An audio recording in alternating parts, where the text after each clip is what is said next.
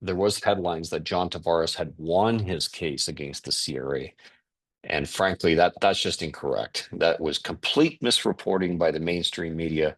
And what did in fact happen was the tax court, had ruled on a procedural matter requiring the CRA to release certain documents that were requested by John Tavares's counsel. And so the tax court required and compelled the CRA to release those documents, which they since have, as I understand it. But John Tavares and other players, there's 10 of them in total, are still contesting all of these reassessments by the CRA. So there's actually 9 active cases now, as I understand it, but one of them has settled with the CRA in the player's favor. In other words, the CRA completely abandoned their assessing position.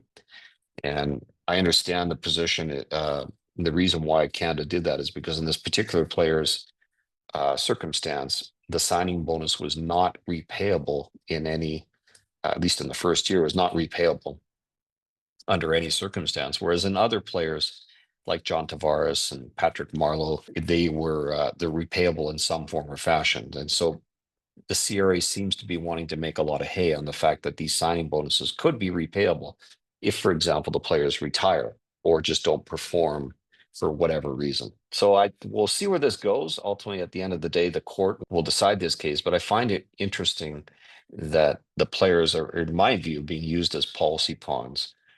So not good.